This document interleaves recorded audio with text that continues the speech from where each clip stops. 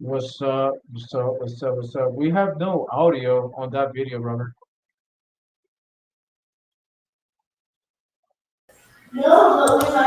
Yes, sir. Hey, what's up, brother? Hey, do you have the audio on that video? Because we couldn't get no audio on this side.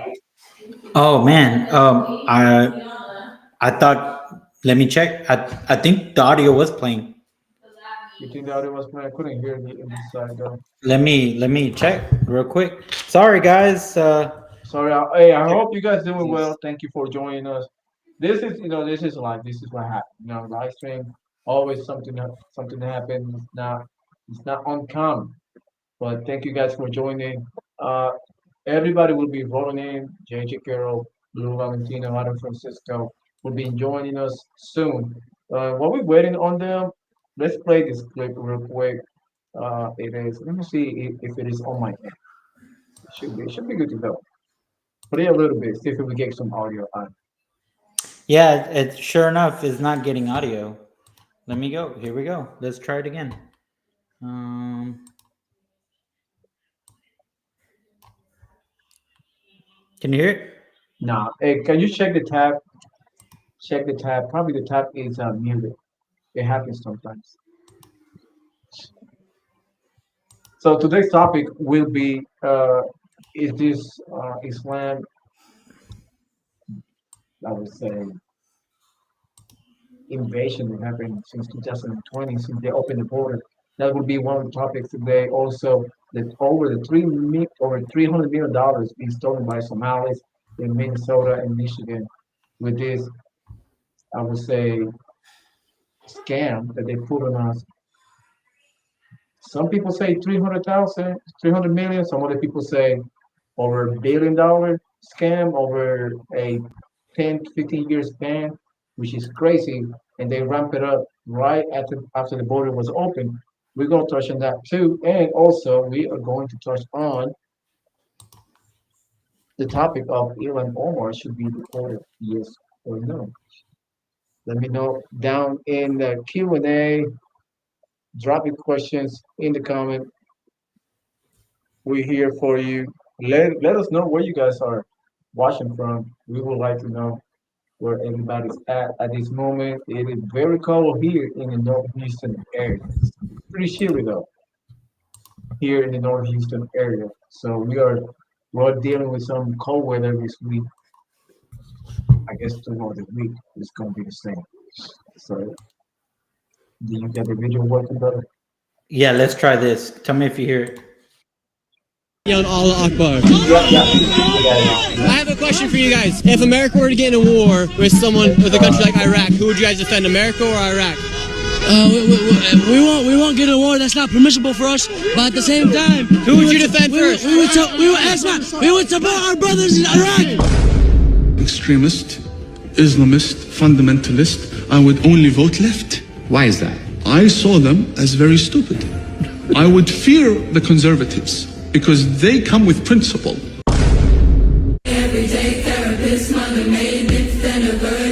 If anyone causes one of my littles to stumble, it would be better for them to have a millstone tied around their neck and to be thrown into the ocean and drowned. But instead, we have liberal white women chanting yes to Sharia law.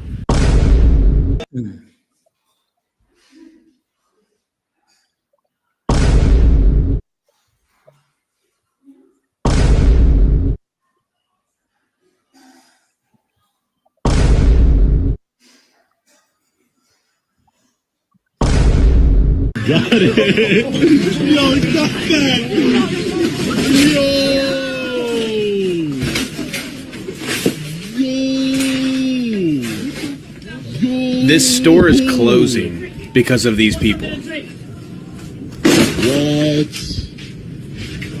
I feel bad for the homeowners.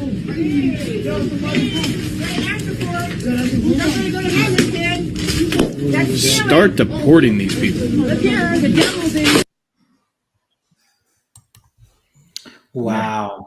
That is insane. That's the world that we live in, man. It is since the border was open, it's just a plethora of third world country people coming over here.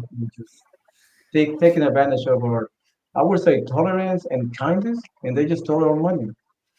And if So we told crazy. them, hey, you stop stealing our money, we are racist. That's the world we live in, you know, Facts. But let me welcome our first guest from Kansas City, my friend, JJ Carroll. Hey JJ, guys. Hey, how how's you it guys Going. doing? Good, man. Good. It's freezing cold here. We got about 4 inches, 5 inches of snow, but outside of that, all good. How you guys been doing? doing well?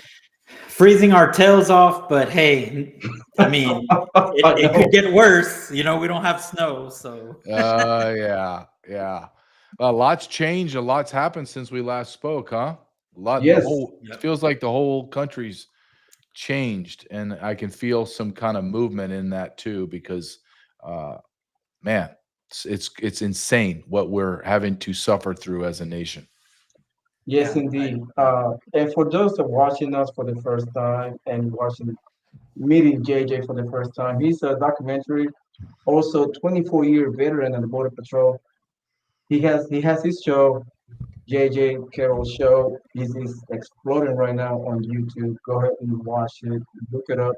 It is amazing. You're going live once a day, I believe, or twice a day. Yeah, once a day I'm going live at noon and just post it up there. I'm fighting all the censorship, like I'm sure you guys are too, but Yeah. I'm doing that, and I just got hired by ICE, so I'm hoping to Let's get. go. Yeah, let's go. I'm hoping to get my EOD date here tomorrow. Oh Um, wow. and then I That will is be good news. stationed in Kansas City, Missouri, and man, I don't. I'm ready to go. I'm just ready I to get can't in the wait. ball game. I feel as if I feel compelled to. It's tough. Like you've been in the military, so you go back right after being out, and then you go to the bottom, right? So I was in senior leadership position. Now I'm out in the field, which it's exactly where I want to be. I don't want to do any leadership and office work. I want to get dirty and do the job. So I'm Oh, excited. so you want to be the one grabbing and manhandling these people? Oh, yeah. You'll know me because you'll see my face. I'll be the only ICE officer without a mask because I'm old school. I'm not, you're going to see me from a mile away as I'm coming to you. Yeah, just I will do a quick plug right here. Just go on his page, jjcarroll.com, and get these two books right here. I didn't mean to block AJ, but Nope. get Thank these you. two books right here, Invaded and Treason. I have them both. Great books, great reads. I mean, if you want to know the entire apparatus, if you want to know the entire scheme, read these two books. It will lay out the entire scheme from A to Z. No, he leaves no rocks unturned. Read these two books, and you will be up to speed on what's going on today And in and this and you country. know the one of the biggest things about JJ Carroll is that he brings this brutal, honest truth that I feel that America needs. Like, um, there's no sugarcoat with JJ Carroll, and Yeah, I know. that's what I feel that America needs right now. We need that sternness because as of right now, look, just taking it down as a parent, you have those soft parents. JJ Carroll's that strict military dad that's kind of I feel he shaping is. you up. I feel So he is. yeah. Well, I do agree, Robert, that I think that our world we're past this civility, right? It's one thing when you and I have a disagreement, say on homelessness or education, or are we spending enough money for whatever it is in America. Those were civil conversations where we could go out and have a drink, and we're talking about now. We're talking about opening the border up to 30 million people in 4 years. We're watching Afghanis that came in that were unvetted begin to kill our National Guard. We're having people fighting against our ICE officers and agents and Border Patrol agents, punching, hitting them, assaulting them at will. Nobody's doing it. Our own politicians are getting in the way of these arrests. So there is no middle ground. That's just immigration. We're not even talking about Epstein. We're not talking about the fraud from the Somalis in Minnesota. We're not talking about abortion at epidemic levels. We're not even talking about the mutilation of our young children that are in it, young teenagers, actually even toddlers, telling them that they're a different sex. We are in the crossroads, or I say we're beyond crossroads of discussion. It now is look, I just wrote an article about this, and I said we continue down this road, right? Let's stop living in the present. Let's look to the future, 5, 10 years, and we do nothing to change what we're doing. It's going to be violence. There's no escaping what we're talking. We're not. You start talking about the Muslim takeover of our nation. You guys are down in Texas. You guys have become absolutely one of the worst states in the union right now. Texas. You were the premier child sex trafficking organization. You had the largest child detention facilities across America. You were the jumping off point. You have the biggest border with Mexico. You allowed it to be completely open. And now you are watching Islam take over southern Texas. You guys need a reality check. You need some men to take charge of your state, or you're going to lose it. And you know, we've been talking about this the last time you were here, and I'm just grateful that finally Abbott did the first step, I guess, to try to shaping this up. But you know, where it goes after that, we're gonna be staying tuned. But I guess the only thing we can do is stay vigilant and keep holding them accountable for their actions that they say that they're gonna do. You know, and I mean, do you really trust Abbott? I mean, has he done anything? Honestly? I mean, it's because he's a politician, you know. I mean, what you know, they're all. I don't trust any politician at all. No, but and it's murky, right? It's murky. It's hard to, but I mean, it's because the thing about politicians is Gavin Newsom's like one perfect example. He's just more like, oh, okay, we're against this. Yeah, I'm against this, you know? Yeah. And Abbott has a little of that too. So I see why some people might not like him. I think I'm kind of in the fence with yes with him and no with him. But other than that, I mean, it could have been worse. That's all I can say, though. Yeah, I think though, I think America is past the it could have been worse moments. Yeah, because I'm looking at the state of America right now, and if anybody thinks that it's good, you're a fool. Like I just said, if you stop, like Americans have this character flaw where we live in the present and we think that everything that is happening today has always happened. Violent crime in the black communities always been that way. No, it wasn't. Black illegitimacy and Hispanic illegitimacy has always been that way. No, it's not. White illegitimacy now has always been that way. No, it's not. Our society has caved to the secularists, the atheists, the anti-Americans, and then as we have destroyed our families, we bring in millions of Muslims into America, and everyone knows that Islam is incompatible with the West. However, these are not even my words. These are the words of the Muslims that are here. Take the people that are down in Texas and in Houston, building the Epic. Is it Epic called Epic Center? I believe it is. Yeah. In there, and they're on video laughing at a podcast. It was 3 guys just like us, and they said they were laughing. They said we are going to use their Constitution to destroy them. We're going to use their Constitution to do everything we want to do. But our Constitution, our founding fathers knew that Islam and Muslims were incompatible with our nation. They never built this nation thinking that we were going to be invaded with Muslims. That's true. Yeah. And if you don't like what I'm saying now, that's fine. But try to project yourself 20 years from now, when they have a birth rate 5 to 8 times that of American women. Like they're having children, 8 children, 10 children to ours. We're killing our children in the womb. It's like 2 generations away. Then you and I will be the minority in our country. American citizens will be the minority within 2 generations of our own nation. Who voted for that? I didn't vote for this. I never asked. I never said a representative to Congress and saying, "Hey, within 2 generations, I want 450 million foreign-born nationals in my country, and I want to be the minority." Man, that's fine. I want to give a quick welcome to one of my influencer Lou Valentino from the LB Nation. Welcome to the show, Lou. You guys can hear me?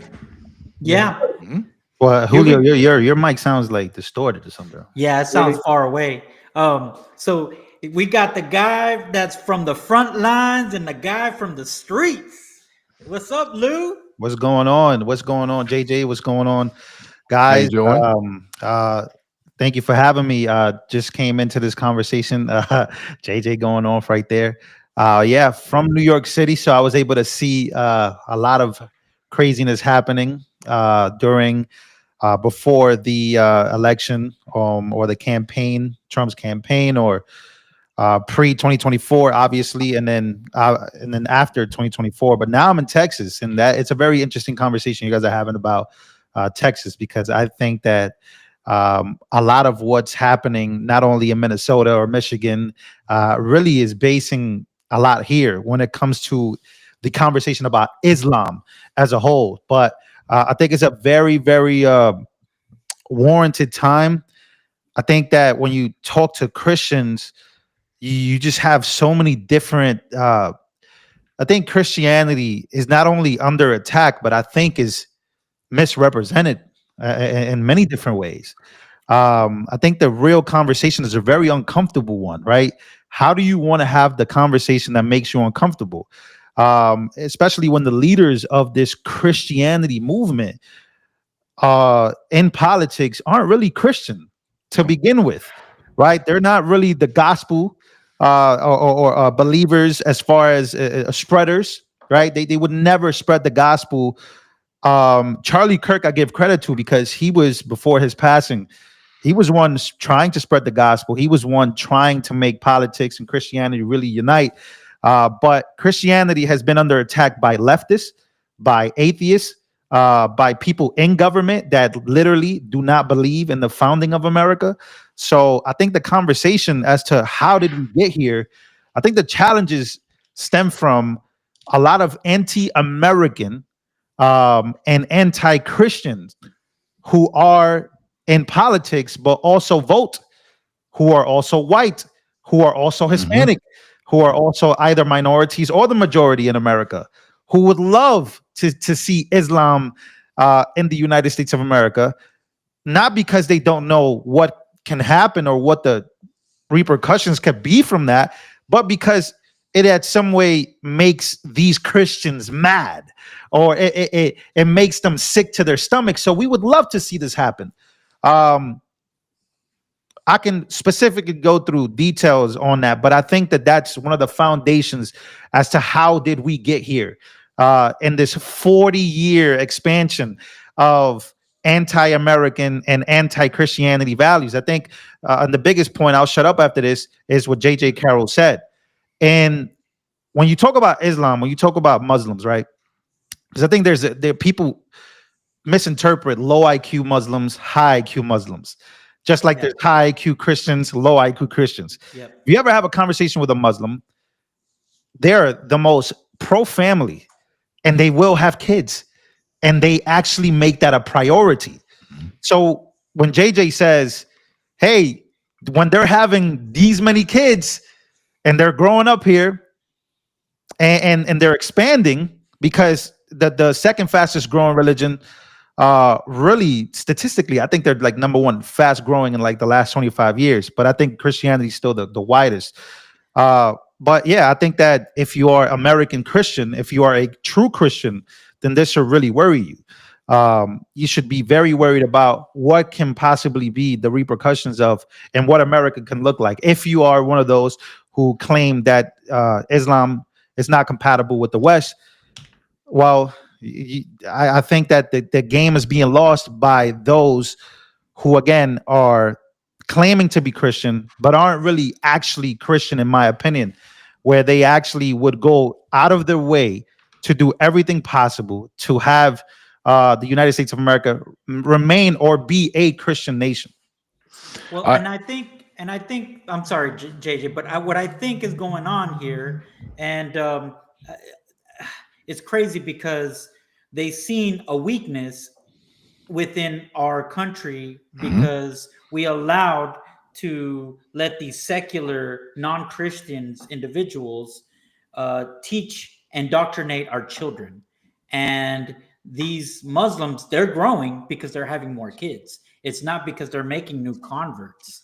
But, let me get now to introduce Adam Francisco. We got the guy, we got JJ Carroll, from the source of the Border Patrol to Lou Valentino from the streets. And now we got Adam Francisco, who debates these loonies close and personal. And He's really from the streets. So there you go. So, Adam, what do you think of all this? Yeah, first of all, I think I saw Lou at a Blexit event in Tampa. Yeah, we got to meet in Tampa. Yeah, Yeah, I think you were there. You killed it. So great job. appreciate it. Man. Robert, thanks for having me back on the channel. I think my hair looks a little different now. I got a little bit of a liberal look going, which actually helps. I cut mine off from when last when I go undercover on these videos, it definitely sells it more now with this hairstyle. But I agree with everything you guys are saying. I actually just went to church the last 2 Sundays for the first time in my life. So right now I'm actually exploring Christianity. I was raised Jewish, just so everyone knows. I was raised Jewish, not religious, not practicing, but I was bar mitzvahed, and that was kind of the most I did with Judaism was my bar mitzvah. But as you guys probably know, I got a kidney transplant 7 weeks ago, and the person who donated to me, he was one of my YouTube subscribers. He did so because he felt compelled by Jesus. And when I went through the whole process, I realized that the belief in Jesus is so powerful that it could encourage someone to donate one of their organs to a stranger in need. And that's why I decided to start going to church, just to, number one, thank Jesus for the blessing, but number two, to understand more about Christianity. And I got to say, my first 2 experiences were amazing. I really do think Christianity is a wonderful religion, and it's a wonderful structure and a relationship with God. So I agree with what you guys are saying. I think that Muslims are going to outbreed Christianity if we don't do something in America, which is unfortunate because we were, founded on Christian Judeo principles. And that would just suck for our country if that happens. But I do think for a lot of Muslims, I think that's their goal, is to overtake our country. And they're making progress. That's the sad reality. Absolutely. I got one question for you guys. In the last couple of weeks, we find out a lot about the Somalis in Minnesota and Michigan, and now we find out they are stealing millions upon millions of dollars, like every year since we opened the border and the years pass. And that's what we find out. That's not counting what we haven't found out yet. But we're gonna play this video real quick about talking about what we are experiencing right now with the Somalis is stealing taxpayers' money. Go ahead, play the video. $300 million in fraud in Minnesota. Did Tim Walz know? There have now been 77 people arrested, indicted. They're all guilty. They're all going to go to jail. And now they're trying to figure out, who the higher up knows. Did Ilhan Omar know? Who in Minnesota? This is crazy. The Feeding Our Future program. They literally created all of these fake businesses and said they were feeding children, saying they were feeding families over the last 5 years, and none of it was true. They were putting this money into their own accounts, a lot of them sending it to other countries. By the way, this is why, if you look what's going on in Minnesota, now they're going to be deporting a lot of illegal immigrants, people there that have overstayed their visa, people that are doing these types of crimes. Think about this. $300 million, taxpayer dollars. Now this is another reason why Tim Walz was just ranked as one of the worst governors in the country, right behind Gavin Newsom at number 1, being the worst, like the least liked, not trustworthy. Think about this. If you're leading a state and there's that much fraud, corruption, illegal immigrants. Oh, we got technical problems.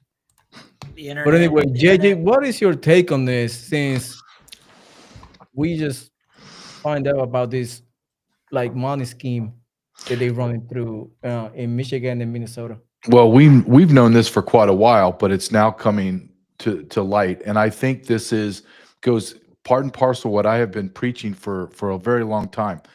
You cannot import the third world into America and not expect this to happen. This is Somalia. This is one of the poorest nations on planet Earth in Africa.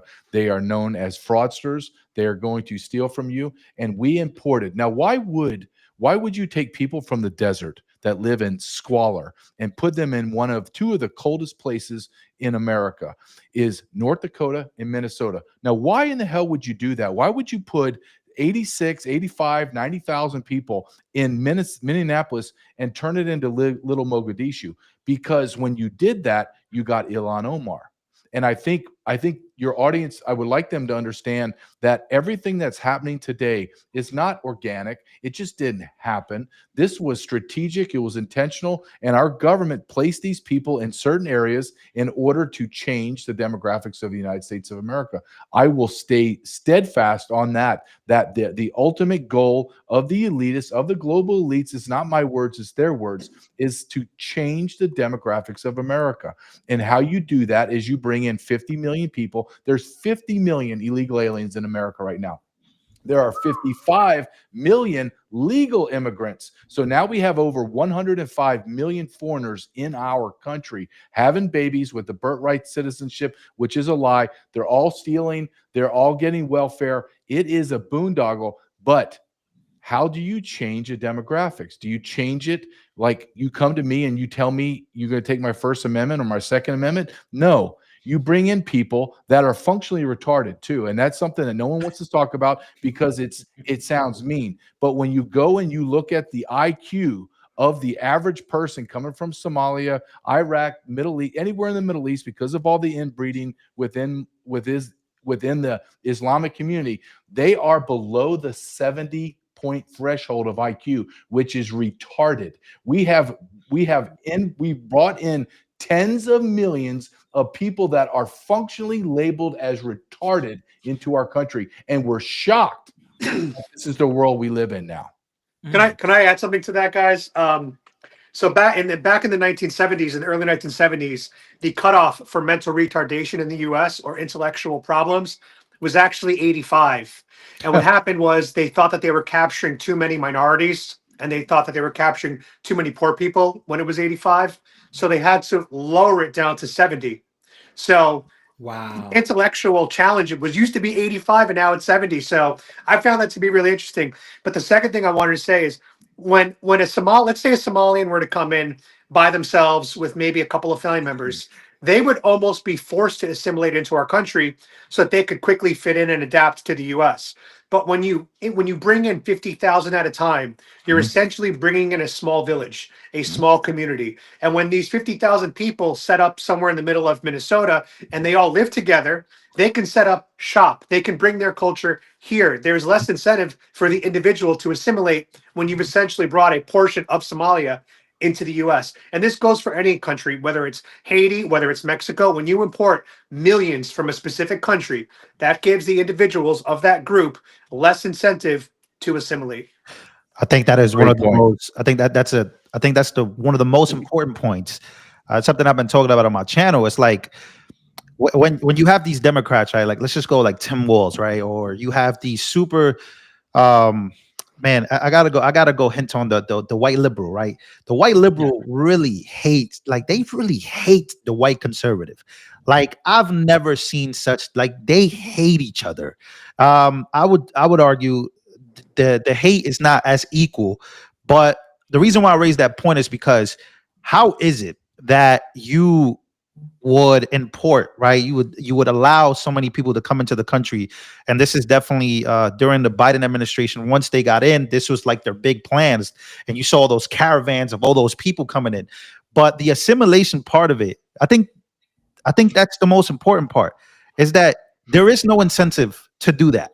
When you are told by the people who are letting you in, be you and be yourself, bring exactly. So like if people are coming from Venezuela and they're coming here for a better life, escaping or coming in here as a refuge, they're coming in here thinking, yo, we're gonna do the same thing that we've done our whole entire lives. We're gonna hustle, we're gonna sell whatever we're gonna sell.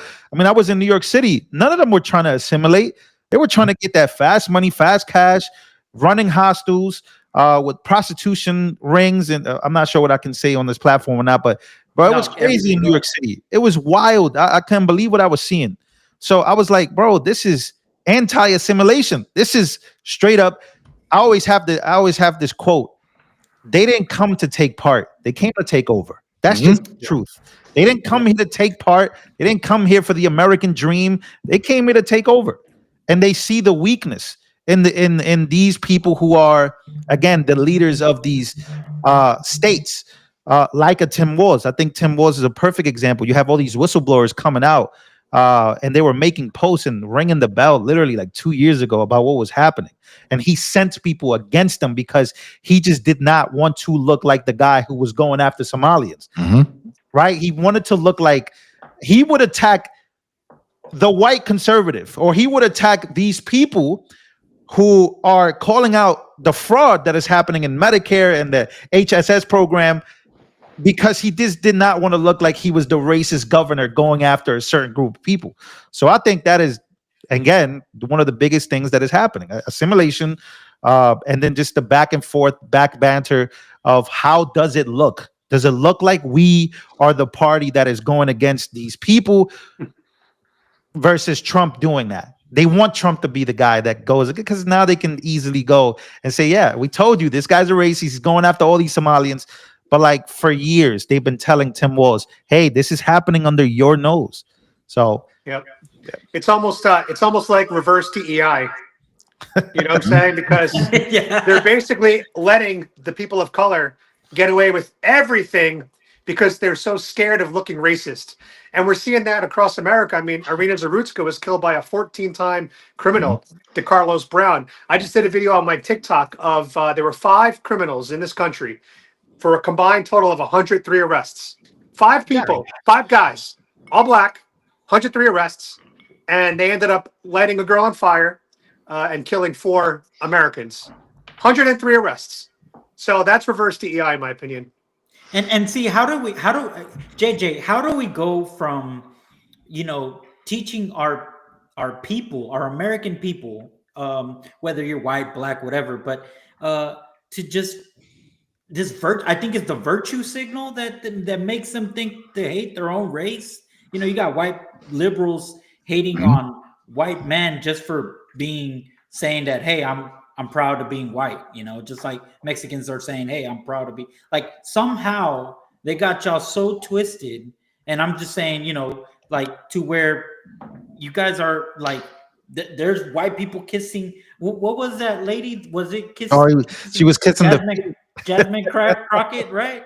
Dude, what's going on? No, and I'm glad that you mentioned the race, because I don't think we can have a conversation, if we're going to be intellectually honest about what's happened in America with tiptoeing around race. We have to speak very openly about it. The lie that we have been told my whole entire life, that we're a nation of immigrants, that diversity is a strength. No, it's not. No, it's already been proven. It's not even my feeling. It's already been proven. Diversity is not a strength. It's cohesion. We're not a nation of immigrants. We were a nation of settlers. White settlers came from European and the Western European nations, took over whatever the hell they did to the Indians. I don't really care. This was a conquest. We came over and we took over the United States of America, period. That's just throughout history. And the idea, when you start to look at the demographics of the United States of America and realize that they have destroyed a Christian white nation, and I don't feel any kind of angst to say that out loud, because that's the truth, right? You go back and you look less than 50 years ago. We're not talking 500 years ago. Less than 50 years ago, 90% of America was white, 10% were black. What's happened to the black population is the black population has killed the majority of their people through abortion or guns. Their population has stayed percentage-wise almost identical 50 years ago. White population has decreased by almost 40%. 40%. Now, how did that happen? If it was a natural birth rate, meaning Hispanics had more children, blacks, Asians, whites didn't have, and then whites kind of jumped back up to 87%, nobody has a care because we're all Americans. But when you brought in 50 effing million people into my country And you did it in 1965 until present day. 1965 was the Immigration Hart-Celler Act, where they stopped the spigot, if you will, of Western European white immigrants, turned it off completely, opened it up to Latin American and Africa, and brought in millions of people. Now we have an artificial demographic destruction of the United States of America. This is not sustainable. It's not anything that we wanted. Why is it, and maybe this is a bigger, broader question, why is every white nation, New Zealand, America, Canada, Australia, every Western European nation outside of Hungary and Poland and Russia, those are the only three nations. Every other nation has been invaded by third world people into their countries. Why is no one invading the third world? Why is it only white? And everyone goes, well, whites they dominate the world. Hold on a second. Let's get into reality. Do you know what the percentage of white people in the total population of the world is? It's about 7%. Yep. So why do I have to, as a white man that's part Native American, why do I have to apologize for wanting my nation to retain the demographics that it had? I don't think that's a racist thing at all. It's not racist to make the Japanese stay Japanese, the Chinese. Hell, if you go to Mexico as a white person and you overstay your visa, you know what they do? They throw your ass in jail and then they deport your ass back to the gringo land. That's what, and why not? So it's fine. It's fine. But you know what? Real quick, I got a video clip that is your best friend. I mean, this person, you love this person. Are you talking to me? Yes, JJ. Oh, great. I can't wait, Robert. Let me see. Yeah, this is in fact, she's your buddy. No, I have an idea. Go ahead. Oh God. She's so vile. She's so vile. Called him Dr. Frankenstein. Oh, I love this video, actually. I love And his monster shot him through the neck. I mean, obviously, this is a person, and looking at this is someone who was a husband and a father. And in the days after his shocking death, that happened as a result of his views, or it happened as a result as he was sharing his views publicly with people, that people found it jarring to hear such criticism of that in the immediate aftermath. What I find jarring is that there are so many people willing to excuse the most reprehensible things that he said, that they agree with that they're willing to have monuments for him, that they want to create a day to honor him, and that they want to produce resolutions in the House of Congress honoring his life and legacy. It is one thing to care about his life, because obviously so many people loved him, including his children and wife. But I am not going to sit here and be judged for not wanting to honor any legacy this man has left behind. That should be in the dustbin of history, and we should hopefully move on and forget the hate that he spewed every single day.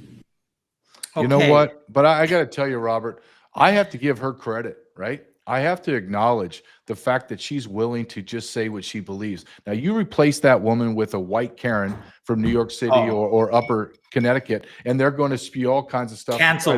Cancel. So I give her credit. Now, I think she's vile. She married her brother. She's committed immigration fraud. She is a fraudster on multiple levels. She should be denaturalized and deported. I really believe that if Donald Trump really had the stones that he acts like he does, he would go arrest her and deport her ass back to Somalia. I really believe that. And I think but at the same time, I think when we talk about Islam and Muslims, and she is one of them, I will give them their credit and respect that's due, because they are a honorable adversary in the way that they tell me exactly what they're going to do, exactly why they hate me and my people, America, and they're going to tell me how they're going to take us over. And I have to at least tip my hat to them and say, okay, I see you and I know you, and thank you for having the courage to tell the truth. And I have to respect that. I don't know how you guys feel about it, but I do. Damn. Holy shit. What are your thoughts, Lou? Well, I think this sparks a bigger conversation, really. I think what JJ said there was alarming in a very good way, because I think this is an honest conversation I think we should all have about Donald Trump.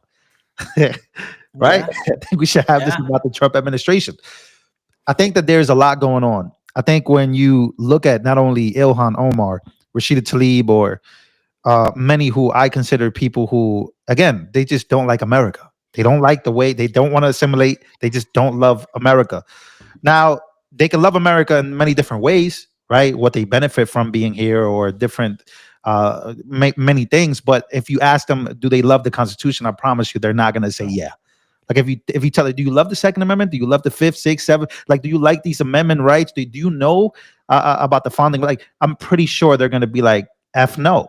So maybe they do love America in a very, very different way of what they think America should be. They love that versus what America is. But as far as Trump goes, I think that Trump's second term it could be very confusing. And I think that this is why you have the rise of like the AF, right? The America First crowd. And then you have the rise, like there's rising happening against Trump because of this. And because he's not hard enough on this. And that he's not going to do these things that he said he was going to do. Now, I don't really position myself to be these American First guys because I think that there is a lot of confusion. I think there's a lot of psyop going on really with a lot of it. But this is why you see people move away, because JJ Carroll raises this question. Oh, is he actually even going to do anything about it? Right? Like is anybody going to do anything about it? Like that's the why. And then when you ask that question, it's just like, yeah, man, I don't think so. I don't know if anything's gonna happen. You know what I mean? Right. So it's an honest conversation. I think that I've been having it more on my channel. I think people have been kind of really, asking, when is it gonna happen? Is she actually gonna get denaturalized? Is that something that you want to do, or is it gonna be an episode where, Trump actually meets up with her and it's a Mamdani and Trump thing all over again, right? Like I think these are, and I'm not saying that Mamdani and Trump shouldn't be friends or shouldn't be friendly, but what is the actual stance of Trump and the administration on this? I think that all that talking about denaturalizing, she married her brother. I think that the honest conversation should be, and it's an uncomfortable one because you have a lot of Trump lawyers and a lot of people who are diehard MAGA who don't want to have that conversation. They would actually attack you for even don't question him. Exactly. And I don't like that. I always denounce that. But yeah, where do you guys stand on that? Like, what do you guys think about Trump's second term? I'm not trying to shift over the whole conversation, Julio and Robert, but I kind of think that's a very important conversation because it's the foundation of what is that you're feeling. Because when he turned on the when he turned and he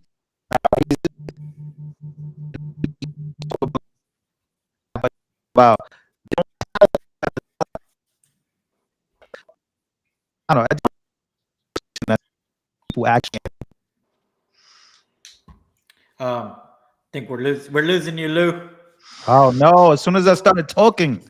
Oh man! So well, real quick, just because I guess I'm very more Trump than I am.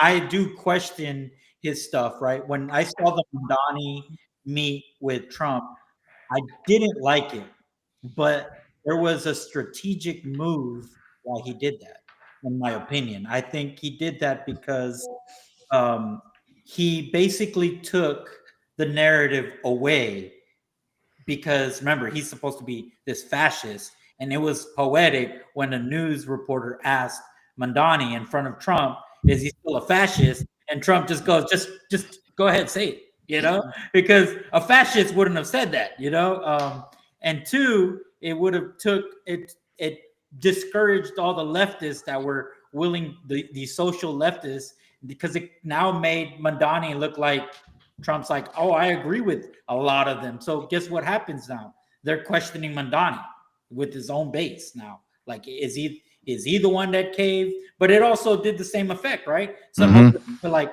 did the same to us. Like, dang, man, Trump, what the hell, dude? But I think it's more strategic, and I think about the second term, Trump is being more strategic than he is trying to do, which, a lot of us want him to go in a blaze of glory. He's not going to run again, but at the same time, Well, he might. You never know. He might. He might.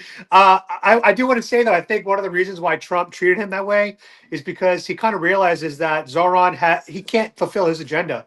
Kathy Hochul has already spoken out about raising taxes and all the free buses and stuff. So this was always just a pipe dream that he sold to the radical left. And so I think Trump knows that, like, he's kind of a cucked lame duck. Well, Robert and Julio, I have to leave, as I told you, and I'm kind of sad that I have to leave. I would love to have a further conversation with these two men about what we're talking about, because I find it exhilarating, to be honest with you. And Man, I can't. Lou is all over the place. Lou must be saying something very powerful because the censors are drowning his voice out. But I will leave you on this: is that I want something from Trump that I'm not going to get, and I know it, and that is a scorched earth. And I'm going to tell you something I know is going to happen, and I have to leave. And I'd love to hear you guys' thoughts on this. I believe that there is a man out there that we haven't even met. We don't even know his name. And he's very charismatic, and he's very scorched earth, and he's going to bring down rain and fire, and he is going to come and replace Trump soon. Not his term, but he's coming, because Americans like us had it. I'm in 11 months now, and the DOJ's not arrested one person that committed treason against this country. Not one. So when that happens, I have to question Trump openly. As a big supporter of Trump, I have to say to him, sir, why are you not doing anything? And then finally, I'd like to just say something to Adam. Just as somebody that's going to church, I want you to think of Jesus not as the European gay Jesus, as he's labeled, as a gay Jesus that is kind of like this guy that loves everybody and everything, and his 10 commandments are really kind of like suggestions.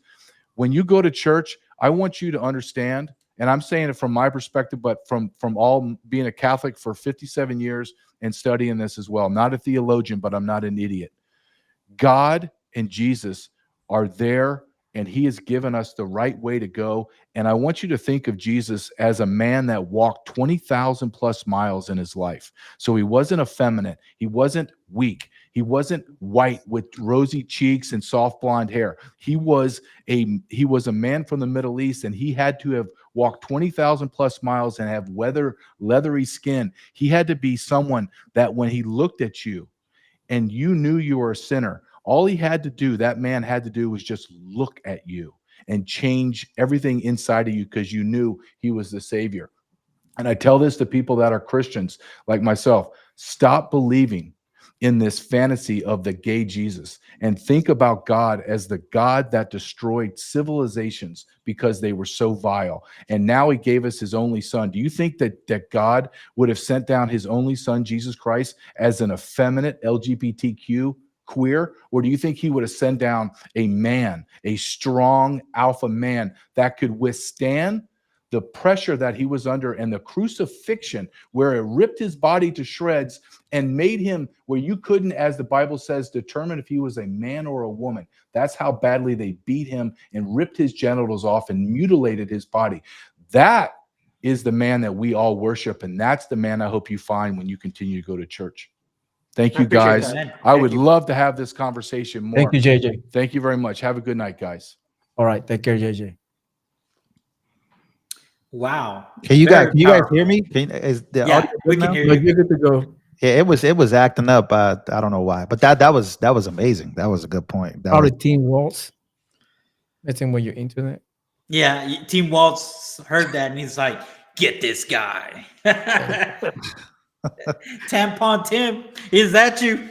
Oh man. But dude, this is very this is I will say this. I am glad that we're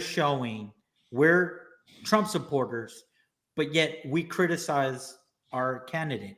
This is how it should be, because we're holding them accountable. And like JJ says, I don't honestly think it's correct. I don't think we're going to get what we really want. You know, we're all foaming in the mouth because we're thinking they're going to arrest all these pedos from the Jeffrey Epstein list, or they're going to get all these drain the swamp.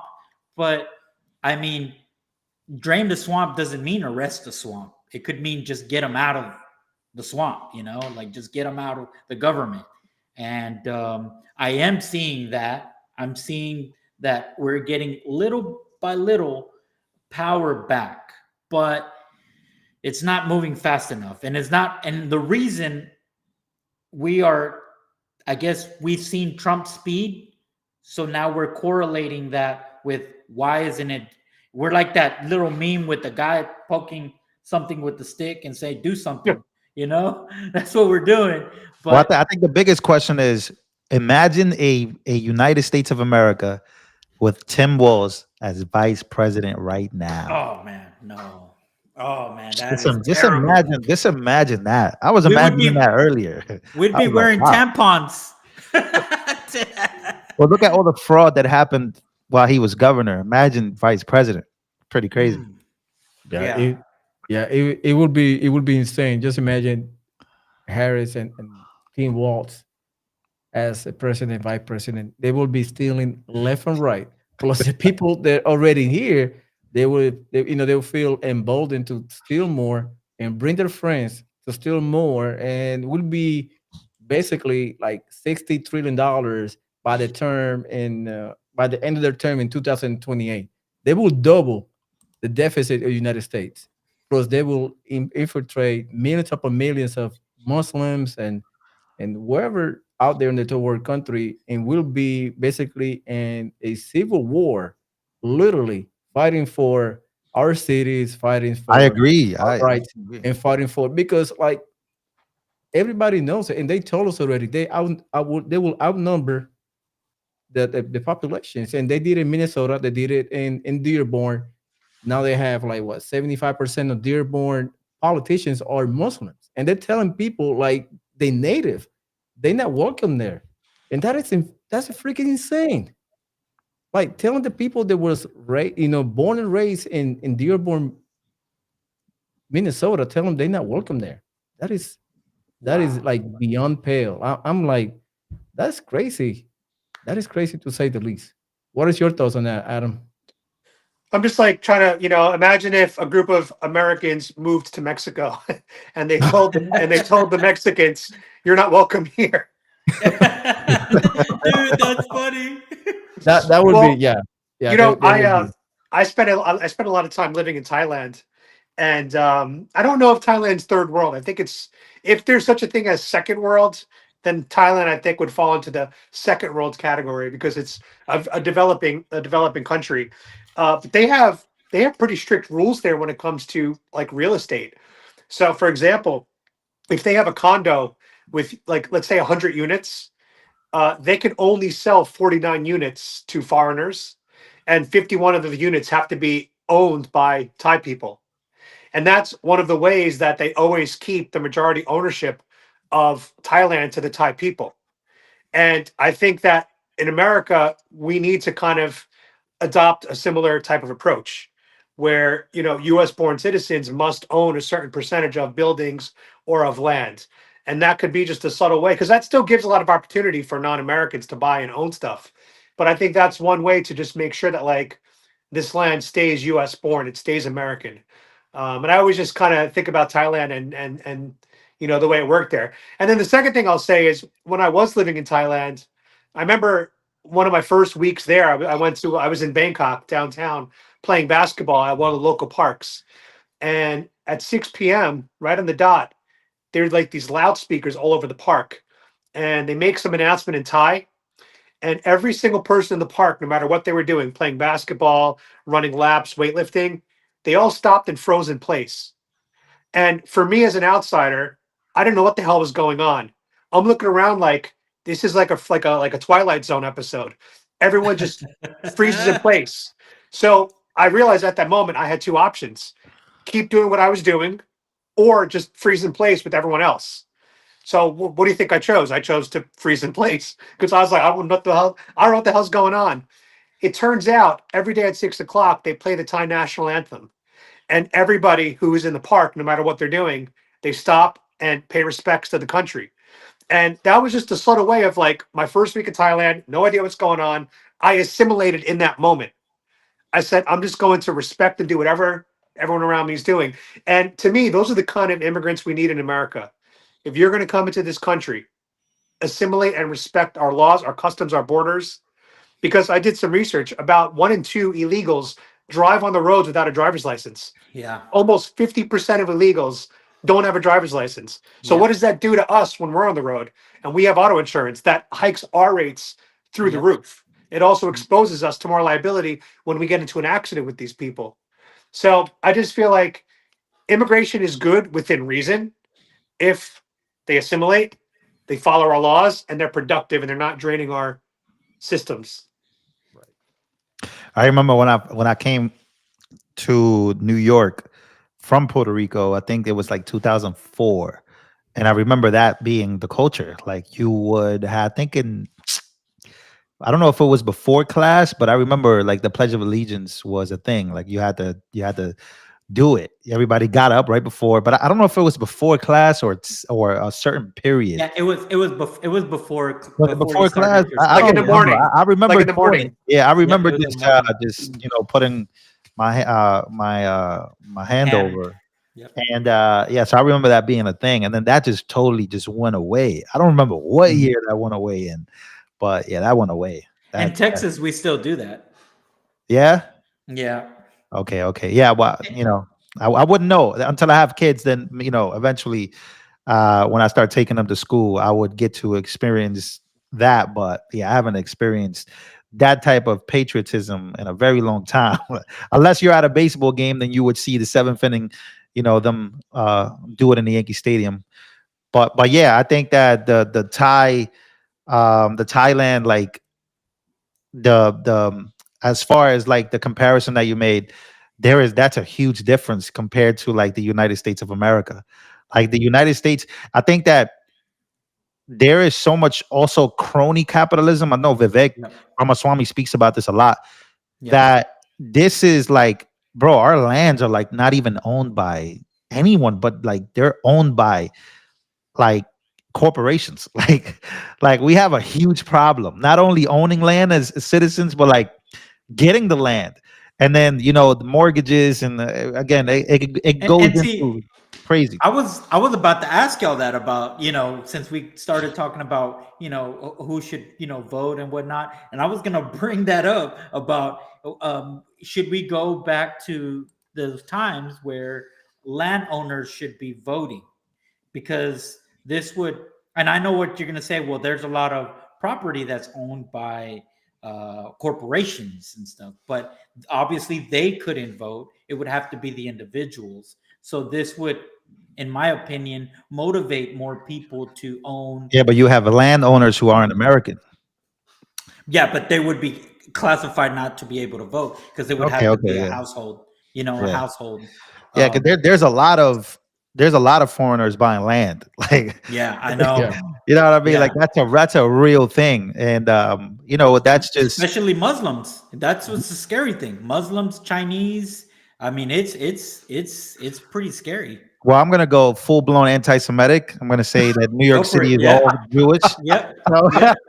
Yep. Go for it, dude. Hey, I'm gonna tell you something. New York City, bro. Hey, I'm bring gonna it tell on, you, man. Bring it on. I used to see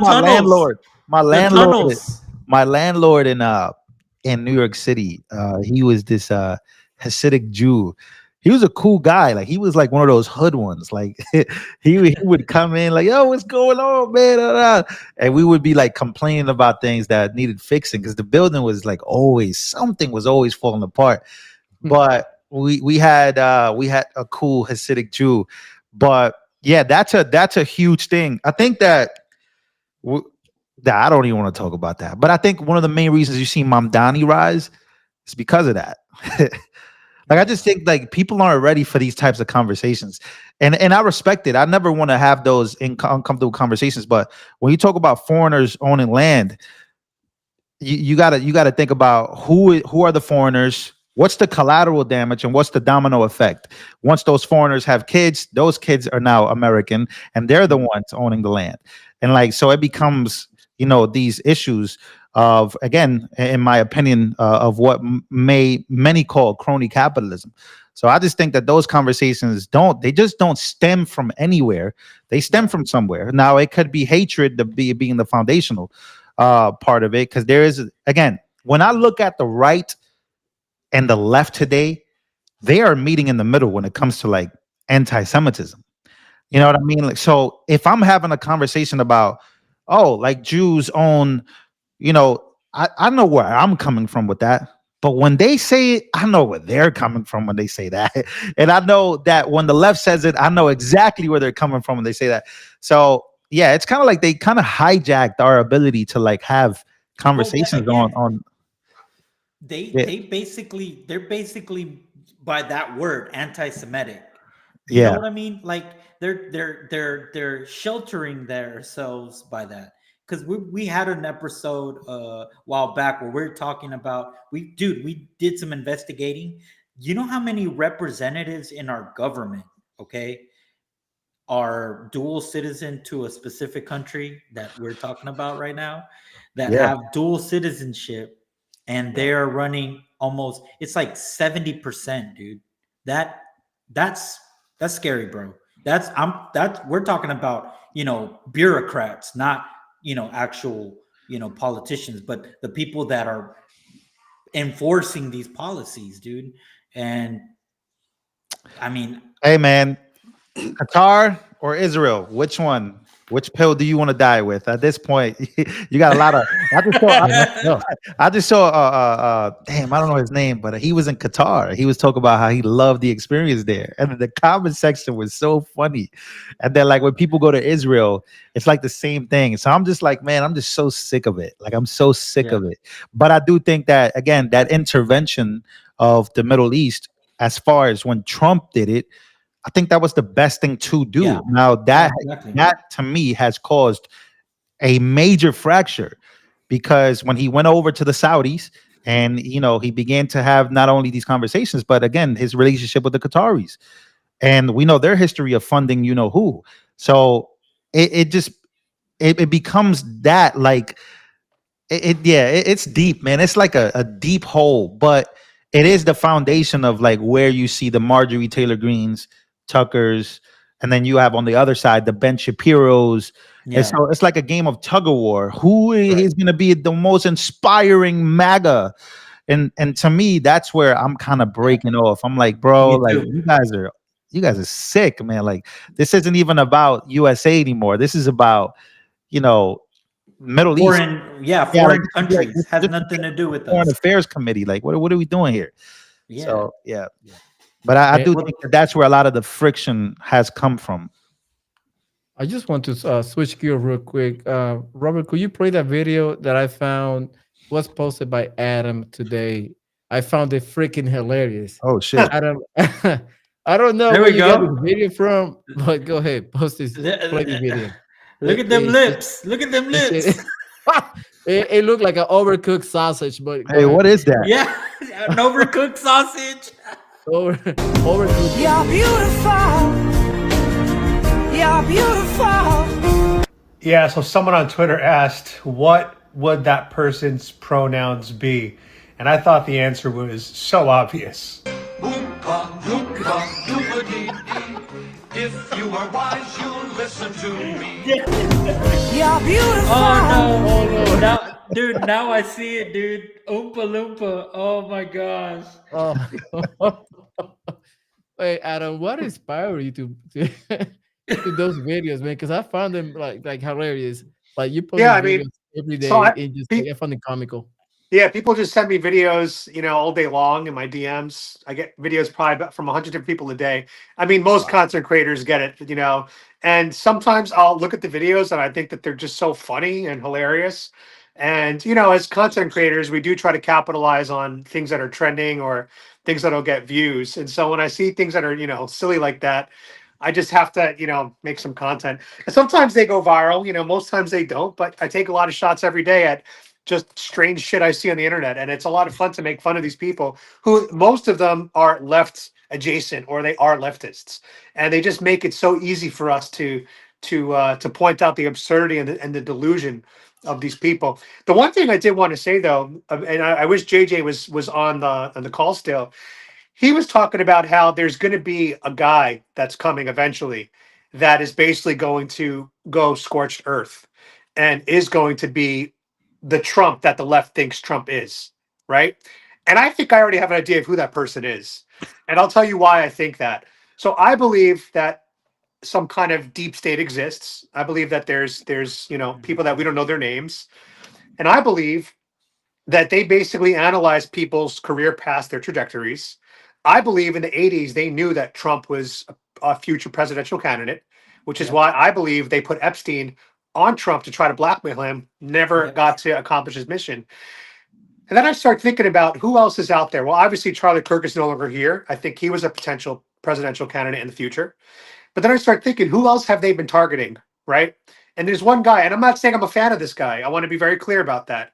I'm just saying, who is out there right now that I think could be extreme? I think I know. Extreme, and who's been targeted. And when I say targeted, I mean deplatformed, debanked, debanked, no-fly zones. He was on the no-fly zone list for years, right? The answer is obvious to me. It's Nick Fuentes. I knew it. There are very few people in this country today that can show up to a city and anywhere in America on a moment's notice, right, and get 1,000 people to show up to support him at a moment's notice. Not many people could do that. And I really think that they've identified Nick Fuentes. He's a smart guy, no matter what you think about him. You know that you could just tell he's a smart guy, whether or not you agree with some of his ideologies. But I believe Nick Fuentes is on some kind of political path in the future, and that's why I believe he was targeted so that they could kind of slow him down and try to control him. And but that opens up a can of worms. Yeah, I know. Again, but he would be the guy that they think Trump is. Yeah, I think that they're. I think somebody said it. They were like, "You killed the moderate one," like that being Charlie Kirk. Like compared to what the views of a Nick Fuentes would be on, like, so what the left has portrayed Charlie Kirk or Trump, that is like you have no idea what can possibly come out of that. And I think that we have seen it. I think that Nick Fuentes has become mainstream. He is on the New York Times.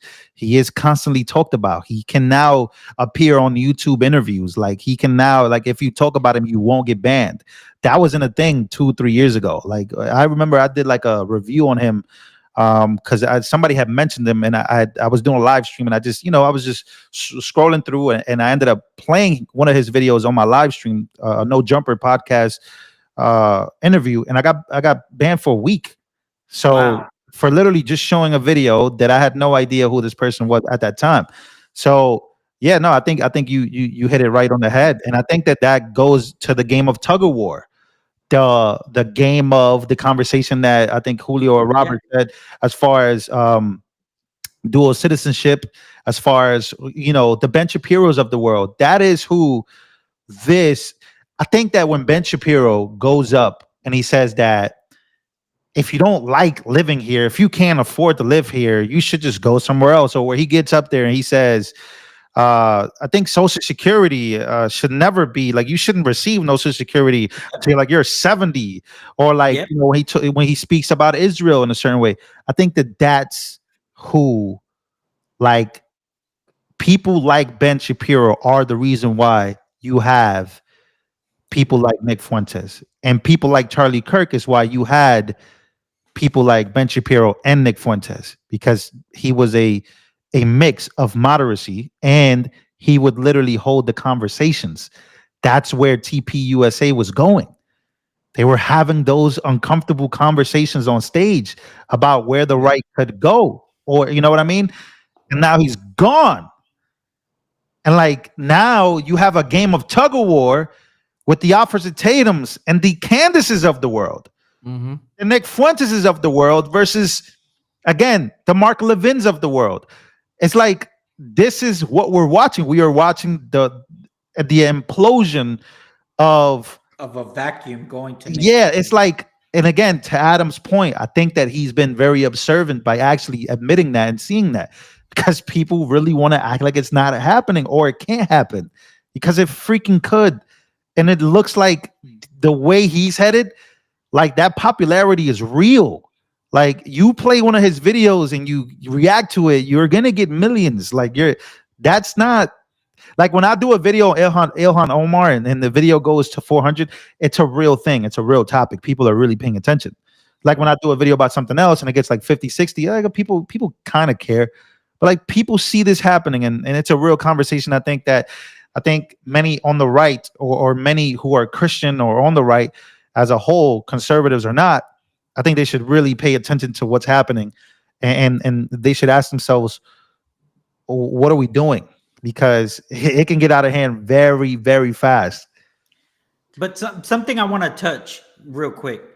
Something you said earlier, how you said what brought the Mondanis was, the landlord. I don't want to get too into that, but Nick Fuentes has been saying this for like the beginning of almost the beginning of his career, I guess you want to call it. And the thing is, you said it perfectly. Charlie Kirk was the moderate, man, and you took that out. Now you have this vacuum which Candace Owens is trying to fill. All these people are trying to fill this spot, but it's gravitating because people are fed up with this conversation that we can't have, which he's having it. And he's kind of a mixture of J.J. Carroll and hard, they call it anti-Semite, but he's been on it and people are kind of getting fed up. And I'm seeing that people are gravitating. I'm finding myself that I'm listening more. I've listened to his content just to understand. I listen here clips and there, but some stuff I'm like, too much, whatever. But as time's progressing, it's kind of like an Alex Jones effect where, oh snaps, that makes sense. That makes sense. And he's starting to sound good. So when Adam was talking about that void, who's going to be that person, it makes sense. It would be Nick Fuentes. Yeah, and I think what's going to happen is, I don't know. I'm still feeling pretty good about 2028, about getting a Republican again. I just think that our bench is so deep. We have so many options. But at some point, the Democrats are going to win again. That's inevitable. 2032, maybe 2036. Who knows? But I do think Barron Trump is going to run in 2044. That's obviously I'll be 60 years old at that time. I think around then, 61. But I do think that we'll be waiting. What year? 20 what? 2044. Barron Trump's going to be eligible to run. Damn. Yeah. So I do think I do think when the Democrats win the next election and they reopen the border and they make the social programs paying for all these illegals and everything, that is when the bounce back, the snapback is going to be, people are going to be like, we need a Nick Fuentes. We need someone to come in with such a strong arm and, stop this for once and for all. And I think that's honestly where we're headed. And again, I'm not saying I'm a fan of Nick Fuentes. I'm not saying I don't like him. To be honest, I'm actually kind of neutral about him. I will say that when his videos come across my feed, I do tend to watch them. Similar to Andrew Tate's videos. Like if I see an Andrew Tate video, I'll generally always watch it because, these guys are not only very entertaining and funny, but they are smart guys. And a lot of times they do say truthful things that people are scared to say. But I think that's kind of where we're headed. And so don't be surprised if you end up seeing a Fuentes or someone similar to that in office after the next Democrat victory. Yeah, I consume radical left and radical right content. Me too. I think it's good for the heart. It's good for the mind. Good for the soul. It's my therapy. Hey, it's how I know to stay sane and stay in the middle when I watch like the radical black Tariq, like a radical black perspective, like a Tariq Nasheed or a Dr. Umar Johnson. Then I go watch Nick Fuentes, and then I'm like, wow, this is exactly what I don't want to be. I want to be here. So, but all joking aside, I think Adam and you guys probably, in my opinion, know already who he is. And I think that when you look at the effort to keep him down and not talk about him, I think that made him bigger. And 100%. I think that it's only going to continue to make him bigger the more we try, or like Americans, either on the right and the left, try to act like this guy is not there, like he doesn't exist. So, hey, man, in my opinion, I think that he's trying to mainstream himself. I think he's Yeah. trying to appear to. I think that the damage has been done, in my opinion. Like a lot of people are going to bring up like the clips of him saying the N word, or like he's kind of cooked himself in that way because he does see now. I don't know how old he is. He's probably I'm 28, about to be 29. He's probably like 26, 27. Yeah, I right think he in kind there. of sees like, damn, like all that rage bait stuff. Like I can possibly do something here. Like I can actually do something about what I feel, and I can probably get votes out of it. But to get like middle left, middle right to vote for him with those type of views, maybe in 10 years, I'm just not sure that I'm not sure. I'm really not So sure. But his him being a populist and like, yeah, I think that that could work in the future. I think in the future of America, I think him having the stance that he had on Gaza, I think brought a lot of leftists to say, you know what, F it. Like, you know what I'm saying? So I don't know. It's a weird like dynamic that he has going on, in my opinion. It really is. I just want to say that you bring up a good point about the rage bait, because that might come back to bite him in the ass. However, if you notice, we are renormalizing free speech again, right? Because you just had Donald Trump call Tim Walz retarded. And and think about 5 years ago, if you used the retarded word, you'd get in a lot of trouble. Like you weren't allowed to really use that anymore. So we are seeing a renormalization of quote unquote slurs. I'm seeing, and I'm just going to say the word for the purpose of this conversation. I'm not using it at anybody, but the word faggot has made a comeback on X, for example. I Yeah. think it's surged in popularity. So when you have the F word, which I just said, so You guys, guys, give me you a guys break. are There. I just getting said it banned once. tonight. You guys are definitely getting banned tonight. I just well, Hey. I was it was this is an observational conversation, not an insulting one. When you use the F word or the R word, right, and it's become normalized. I hate to say it, the N word is also becoming pretty normalized on X, which is crazy. And I'm not going to say that word because that's not part of my vocabulary. That's a word I will not say. But that word is getting normalized on places like X, which is kind of crazy. So maybe in 10, 20 years, when Nick Fuentes does run, perhaps the backlash to that might not be what it would be today as we normalize these Yeah, words more and more and more.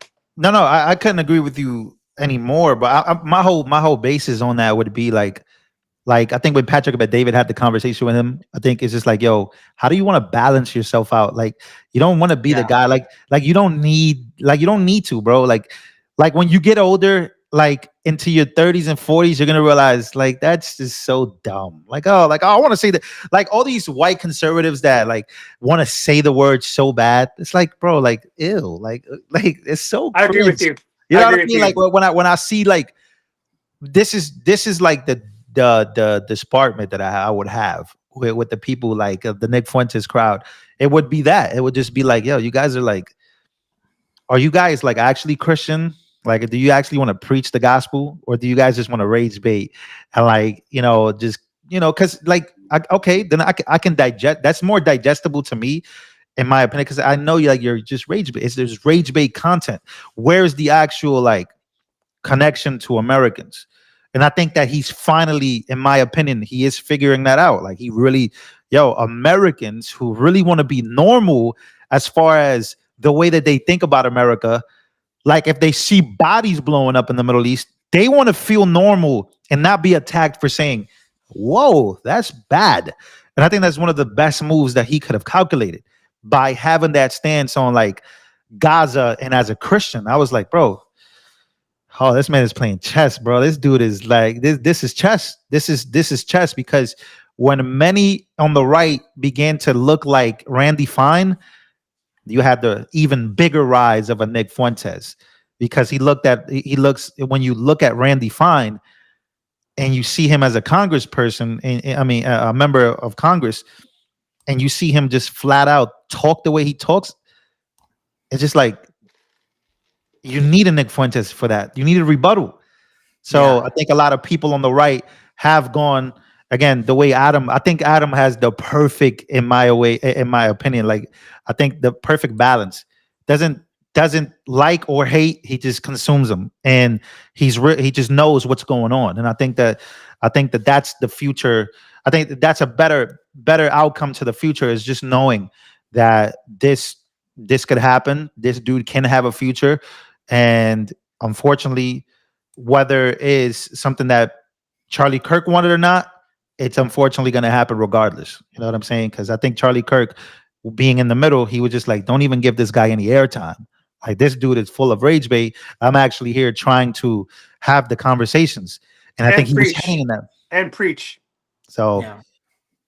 Yeah. But would you think it would be a great conversation if Charlie was still alive, Nick Fuentes and Charlie Kirk debate? How would we, that conversation between them would be like, it would break the internet because, you have like Nick Fuentes, which is like, you don't know if he gonna swing far left or far right because, he just swinging for the fences. And you have the mother Charlie Kirk. That would be like the fantasy conversation to be had in 2026 if Charlie was still alive. It would break the internet, even though probably somebody like Patrick McDavid would pay for it to make it happen. You know what I mean? He Yeah. would just Patrick McDavid would be like, "Hey, I'll give you $1 million each." Patrick Just to Bet go David would debate. definitely find a way to make money out of that, Oh or yeah, he For has. make it. sure. Yeah, For yeah, he sure. will find a way. I I will will. say though, the way that our country is headed right now with social media influencers becoming the modern day celebrities, right? I could have seen a future, where Charlie Kirk and Nick Fuentes were both running for office at Oh, some that point would in the be. Yeah, same me too. in the same election. Actually, I could have seen them becoming the two candidates. You have I mean, I'm just going to call Nick what the media calls him. You're going to have the white nationalist, even though he's part Mexican, right? You're going to have the white nationalist versus the Christian nationalist, right? Mm. Even though Charlie was also white, he was more, I guess, aligned with Christianity, and Nick is more aligned with just being a white nationalist. So that would have been super interesting. And I could see an election where it comes down to social media influencers, because that's kind of where our society is headed. Guys, I just wanted to thank you for the time today. I have to hop off, but I wanted to explain why. I don't know if you guys know who Savannah Craven is. You guys probably do know who she is, Oh Savannah yeah, Craven. I follow Yeah. her. That's the lady that Awesome. got punched by that other crazy lady on the street in New York. Yes. Oh man. Yeah, I met her in Tampa. Yeah, Yeah, you guys were both on stage that day. yeah, Yeah, yeah, yeah. she did something also. So her mom just passed away last week from a 3-week battle Oh. with cancer. It was very short. It was very, unfortunately, very fast. So their funeral is this Wednesday in South Carolina. So I have to start my drive today. That's why I have to get off, so I could do about 4 hours of the road trip today before Okay. I could stop at a hotel somewhere and then do the rest of the drive tomorrow. So that's where I'm going. And I'm sure in the future, Savannah would love to talk with you guys and hop on the channel. So if you want me to make that intro, I could. I'm sure Luke could do it Yeah. also. Yeah, that Um, would be a great Have conversation. a safe drive, brother. thank you, Yeah, for man. real. Hey, Thank you, guys. so I appreciate you once having you, me on and shooting the shit.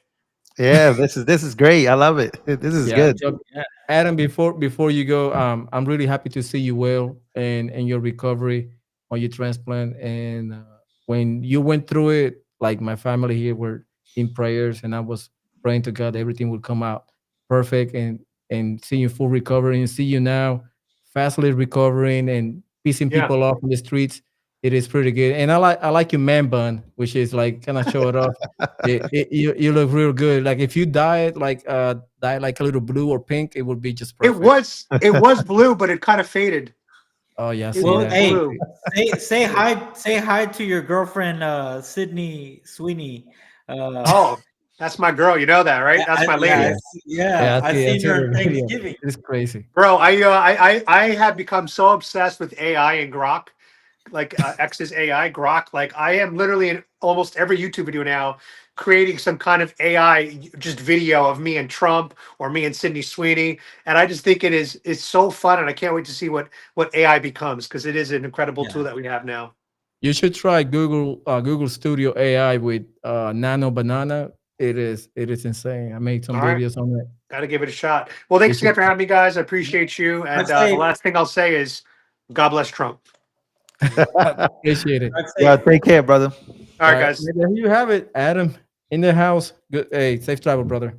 So we are gonna play one more video, and before we close out for the evening, uh, Robert, just play whatever videos we got left. Just play one of them, the shortest one you can find, and I just want to make a closing remark on it. It is crazy what's going on in the last couple of days, and quick shout out to and appreciation to my brother from another mother, Lou, to be in the Yes, house sir. today on the first live stream. Brother, your channel is being like skyrocketing in the last couple of weeks. I've seen Oh the yeah. data on it. It's just like it's blowing up. Yeah, And I'm man. You have those times, man. You just have to cherish those times.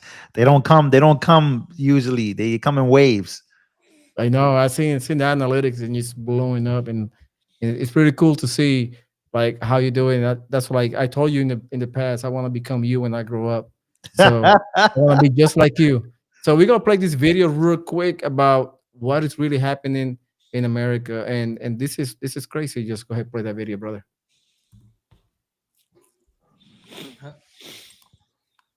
Chris Swochak, otherwise known as the 12th Imam, who says Jesus is God. Now, I want to show you two instances in the last year in front of police officers where I have had my life threatened and nothing done about it. The first one was at a public university, as you see here. If you don't like it, you will kill me. Yes, that sounds like loving to.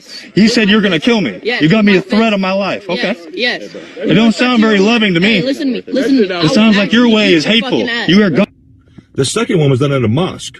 Now, this man threatened my life and everybody I was with to come get me. And on top of that, on officer body cam submitted to government organizations, who which I will not name, they know who they are, they information that this man told an imam, an officer body cam, that he wanted to chop my head off and to do it right now. And guess what? Nothing was done. Where's the rest of you white fuckers at, huh? Where's the rest of you white piece of shit?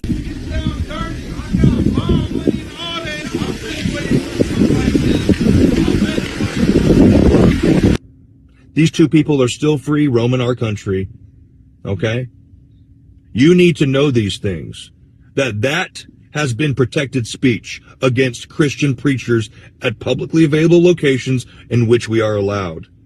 You be the judge. Should this be allowed or not? Let me know in the comments. Can I give an opinion on that real quick? Yeah, go ahead, man, go ahead. So I think what's happening, I think we all have to be have to use and ask God for discernment on stuff like this, right? Because I think what's going on is it's becoming more about white people versus Muslims. I don't know if you noticed that trend, right? It's not so much Christians versus Muslims. I haven't seen that quite yet. Although you can make that argument. You can 100% make that argument. I would understand. Maybe you could do it. You could argue it by percentages. Like I could argue that it's 70% versus the 30% that it could be about Christians versus Muslims. But I think what's happening is there is a separation right now between, again, white Americans who are very passionate about being white American Christians are having a lot of trouble understanding how in the world did Muslims, refugees, and immigrants started taking over streets, beginning to build a bunch of mosques, and under their nose to a degree. Now, you could argue that that's also debatable. Was it under their nose, or was it just done and they just couldn't do anything about it? So I think when you see those videos, I have seen those videos. That's the biggest thing for me. It's just more like, how are you going to reverse what you don't want? You're going to do something about it? Are you going to go get your guns? You're going to do something about it? Or are you going to actually take responsibility that the people responsible for that may actually look like you? They just think differently. So I think that's the biggest conversation. I think even JJ Carroll kind of understands where I'm going with that. I think he kind of understood it earlier, because the white liberal is the one setting all this up. How do I know? Well, we know this. Yeah, we do. Under their presidency, under their administration, and under their government in these states, they're the ones welcoming all this in. So when you now have these standoffs of people going into the mosque or people going and saying, oh my God, we're being taken over by Muslims, what's the real issue there? Is it because they're Muslim, or is it because you're being taken over by someone that it just isn't white? And you know damn well that the biggest threat there is that they're going to produce a lot of babies. and they're going to, because this is what they do. Like Muslims are known for, they have, and there's a certain panic in America when it comes to even Elon Musk speaks about this, about the lack of how many babies are actually being even made in America, right? And I don't want to say made like they're cars, but you guys get where I'm going with that, right? Like just so I think that's the deep conversation. I think that's the foundation of it, and this is the collateral. This is the domino effect. You're gonna constantly see this. You're gonna go see white Christians going to go rage bait, right? You saw the rise of one. I called them out, Jake Lang. I known Jake Lang now for like 2 years.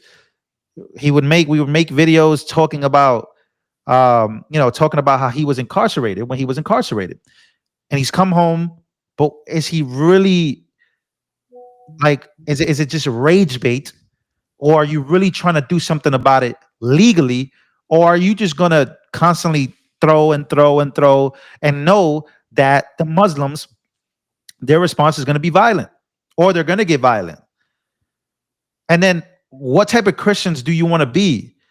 If I said something about God in the United States of America and I said something about Jesus, very offensive, nothing's going to happen to me. But if you say something very offensive about Muhammad, or in that word Allah, there's something's going to happen to you. So again, like this is what we did. This is what they've brought here, and now they've kind of left it up to us in America, in the United States, to kind of figure it out. So that's what I think is happening. That's why I said, what is Trump actually going to do? Because Trump, to me, is sending the mixed signals. Are you either anti-Islam immigration, or are you pro it? And if you're not anti or pro it, what actually are you? Because now you're having a great dialect and hugs and kisses with Zohar Mamdani. You know what I mean? And so what is it? Which one is it? Where does the United States want to go with this? And then the United States is also in big trouble. Democrats, I know Adam spoke about the deep bench, and I'll close with this. Bro, like, we're cooked 2026. I want you to know that. Like, I've spoken about this on my channel. I said, it doesn't look like the momentum is where the Republicans. Trump's approval ratings are below the ground. I don't really actually truly believe that, but that's what the mainstream narrative has become, and all these polls, and they have become widely unpopular because of affordability and all this crazy nonsense. But you saw some of it on November 4th, how they just swept up. They just won. So I think the biggest problem are that video that you saw, the foundation of that, actually you being clear on that. And then if Democrats get power again, they're going to unleash. They're already talking about taking Pete Hegseth to them courts. They're going to unleash for war crimes, or the war against the narco traffickers and this Venezuela intervention. Like, so the big, in my opinion, the big goal for the conservative, Christian conservative in America should be, how do we stay in power? How do we elect officials that are going to be very beneficial to Christianity and conservatism? That should be the goal, not this whole populist fake movement that a lot of people on the right are trying to dilute with what the goals should actually be. Because what are you going to do about it? The only thing that, Julio, the only thing that I can imagine anybody doing anything about it is being up in arms. That is the only thing that I can think about. You know what I mean? And is that the solution? I don't think so. I don't think anybody is going to go that far ever. But could it happen? Maybe. And I think that we're at a crossroads of people being able to discern what has actually happened to the United States. And see, I guess for the most part, I think what we can do, because that's my biggest thing. It's like, what can we do, right? And as a Christian and as a believer in Yeshua, I think that one of the things is that we need to do what Yeshua left us as a mandate, which is to preach the gospel and disciple. And the honest truth is that Muslims are not growing because they have converts. That's That's one of the biggest things. I follow this guy named Sam Yeah. Shamoon. Sam Shamoon. Yeah. Yeah, and you know he talks. I mean, I love how he delegates. People think he's harsh, but there's a cultural reason why he does that, and he explained it at the He's also interview. Arab, so he would understand the issue a lot more than all of us. Yeah. Yeah, exactly. He explained that with PBD. He said the reason why I do that is because in our culture, if you don't speak like this, then they don't take you serious. Which is again, all that factors in to how we let these people in here. We don't vet them, and that's why I was asking JJ Carroll, like, because the leftists that have and we played that video in the beginning where Dinesh D'Souza had that interview with can't think of that guy, but it was a Muslim leader, and he explained why the Muslims, even though they don't agree with the leftists, yet they join the leftists because they know they have no foundations, they have no moral compass, they have nothing to follow. So they see the weakness in our country and they're infiltrating it, whether you want to say it's good and bad. And I agree with you, because you know, some white people that are left that are secretly upset, oh my god, these people are taking over. But and like you said, it might not be the religion thing, but us as Christians, we know it's a religious thing, because their whole religion is to, that's their whole plan, is to come make this into Islamic country. Yeah, but And yes, who's allowing it?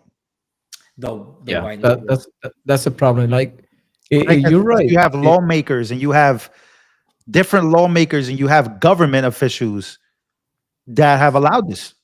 And NGOs that literally get government taxpayer money to allow this, to actually perpetrate it, to be the leaders of it. So and you have to that's ask why yourself that question. What are these NGOs? Let me ask you guys. I'm gonna give you the biggest question. This is the question I asked myself in the last video I made. Who benefits from Muslims against Christians in America? Who benefits the most from that? That's all I'll say about that. Because, and I'm not insinuating anything, I'm just saying who benefits from this chaos. You could say CNN, you could say Saudi, Israel. Who benefits from this chaos? You know what I'm saying? Money to be made. There's a lot of money to be made. They find a way to scam the United States, and they just saw it, and they implement it. So they orchestrated this so well. Like, they already had a plan from the get go. Like, they opened the gates. They already know what to do. They already knew, like, shell companies, NGOs. There were like over 250 NGOs created within 48 hours, something like that I read. 250 NGOs created in 48 hours. And they'll receive money, like all this COVID money, all the crazy stuff. Hotels got into it. Transportation companies got into it. Medical supplies company, they all benefited. And we foot the bill to be infiltrated. Now we're seeing the consequences of letting all those people in. And was it you, Lou, or was it JJ Carroll that said they strategically brought these Middle Easters and put them in the north, right? That was I mean, JJ. JJ said that. AJ did it, and they started in the 1990s. That's when the Somalis came to Dearborn, Michigan, or Minnesota in the 1991. They start bringing people in, but now they are basically running the city. They have sheriff. They have. They even changed the. I'm not gonna lie. That's an insane end game. When JJ Carroll was like, "I respect it," like, bro, they run their areas. They run it, and they said it. They're gonna. Didn't they change the flag? Didn't they change the flag to look like Somalia? Right? Yeah, they got. Also, I think they changed like a street name too. Oh my gosh, bro. Robert, they got people, like white people, native from Dearborn, already bending the knee to Somalis. Like officials, like politicians and they're just like, oh yes, we're here to serve them and make sure they not get mistreated because it's Trump. They want to deport him now. Like motherfucker, just deport them all. Yeah. They're just bunch of scammers in the U.S. and we paying all kinds of stuff. SNAP, week, Section 8. They're getting all the goodies. But like the leftist That's what says, it comes down to. Is like yeah, your stance as a taxpayer when you hear this happening, it's kind of infuriating because it's like, damn, what? Like 80 something of them in a base. I don't know what, I wouldn't say it was an indictment, but it was the investigation, and they caught him, and then the fraud just got worse and worse and worse, and you had the whistleblowers. So this is an actual thing. Like this is not something made up, and like it's all literally from there. Like this is what's happening there. And so yeah, I don't know, man. It's a crazy thing to watch. I think Trump would be the perfect president to have if you were against that. Because I think that happening under the eyes of like Kamala and yeah, I don't think nothing. Yeah, we'll be done. We've been yeah. well and cooked. And man, we've been cooked with side dishes though. That bad would be. Like cooked with side dishes. We would have like buttered corn or mashed potatoes on the side. That cooked, we will be that cooked. And they don't care. That's the problem. And Lou, and you know this. So you've been following this, you've been talking about this for years. These people do not care. They just want to make money, change the demographics, and stay in power. That's all they want. Look, Nancy Pelosi, she outperformed like all the Wall Street sharks, all of them. And now she retired. It's a ladder in a pyramid scheme when you think about it and you zoom out. This is why I get mad, because it's like you have all these people mad about this, but like, bro, like Trump is in office right now. Like we know about the insider trading. We know about all the we know about the corruption. Like we know it's when you zoom out and you really think about what you're seeing. How can you be so mad about what's happening in not only Dearborn, but what's happening in Minnesota, and like be the same person? Like you're mad about that, but you're not mad about like you're the people. Like I elected Trump because I want the deeper. Like this domino effect starts somewhere. The foundation is in DC. You know what I mean? Like that. Yeah. That's the foundation. That's the biggest. That's the root. Like you know what I mean? This is the root of all these problems that we have, of these examples that we've had for so long. But you know, Lou, this is one thing that comes to mind.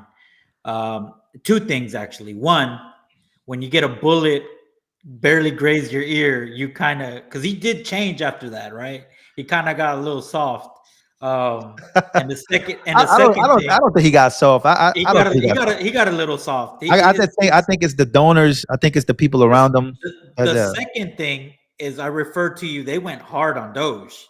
And then there was this episode where Elon went with Joe Rogan, and you could tell he was genuinely scared when he said, "We found corruption, and I don't want to touch into this." So who's to say that they found out that it's so en route that nothing they're gonna do is gonna matter? And again, a bullet grazed your ear. Shit, you just got lucky. Even Elon Musk got scared. Yeah, he didn't want to say who he found, who was in the root of the problem, because he even feared for his life. And that guy worth like and what? Then he got a black eye, over $300 billion plus. Yeah, and he's scared. Like, bro, but my worth is like weird. Elon's my weird. net worth is like 375,000. That's in my house. That's it. That's my net worth. And that what would have done to Elon Musk if he and that's no wonder. Like after that podcast with Elon Musk, not even 3 months later, he was out of the White House with a black eye. With a black eye. Yeah, I mean that whole I was covering that whole situation was pretty crazy, because then he had the outburst and he said that Trump is in the files, and Yeah. Trump was a pedo, and then now they're friends, and now he's kind of drawn back. So that whole Elon's a I never I always said never trust that guy. Yeah. But I've always appreciated the fact that he has been speaking about government corruption and actually, trying to stop deficit from growing, and those are the foundation of Doge was something that I cheered upon, and it's the fact it has been announced that it's still alive, like it's still going on, even though I Yes. think Reuters announced that it was dead, which I think It's was which I think was a leak. Somebody was told they leaked it to Reuters, and I think they found some type of leak. They usually do that. That's what I'm thinking. I think that was a leak thing. Now they know exactly who not to trust. But yeah, I think there's a lot going on. I think the Trump presidency, where we at? January 25th is in a month and 25 days. It will be, yes. 26 days. I mean, January 25th being that'd be We like got 11 months right now on it. because January 21st was what his inauguration was was The the 20th. first day. 25th. No, the Yeah, 20th. The for the 20th was 21st, the the first first day. day. 21st the was the 20th. first day, right? Yeah. Yeah, it was his first date. So on the 21st of this month will be his like 11th month. Yeah. That would be Dude, Yeah, we close still all to got I'm a, we that. still saying, got a long way to go. We still got a long way to go. all But I'm saying is that they went hard with the Doge. They were going really hard, and then something stopped. He did this podcast. Trump looked very discouraged, like he didn't know who to trust. And then, knowing how a person, could you tell someone, well, you got to go hard at it? Oh, well, risk your life. You. Mm-hmm. So I think, and that's why like you said, Doge is out there, but it's not really going as hard as it was. Yeah. And Even Big Balls got beat up. I remember that. yeah, that's a fact. That's true. Like Elon Musk got beat up, and then Big Boss got beat up like about weeks later, and like you were saying, Lou, the whole Dutch kind of like cooled down, and now they don't talk about it as much, and I believe, and my wife brought this up to me this afternoon, while I'm driving, and she said like, you know what, why the left were so mad about when the right said, all these immigrants were getting SNAP, Social Security, like why they were mad if it by law they don't get it, and now Donald Trump cancel all that type of money going to them. That means they were mad because we find out about it. yeah, They were mad not because we were giving money. They were mad because we found out about it, and they were getting all kind of money. All illegal immigrants had like Section 8, SNAP, WEEK, and subsidies for housing. They didn't pay for housing either. That was insane. They were getting like over $80,000 a piece in benefits, and there were whole buildings full of immigrants. I'm like, damn, that's a lot of money, and we were footing the bill. That's why no wonder our taxes are high in some cities, especially in Texas. We pay a lot of property taxes here. I know. Yep. Facts. No state, but then the federal taxes is still a thing here. But it's better than New York. I think New York was killing me, bro. I had to make the move fast. But that's it, yo. I gotta go eat, and then I'm gonna go record some more stuff. I appreciate you guys having me on. Just one more thing, just real quick.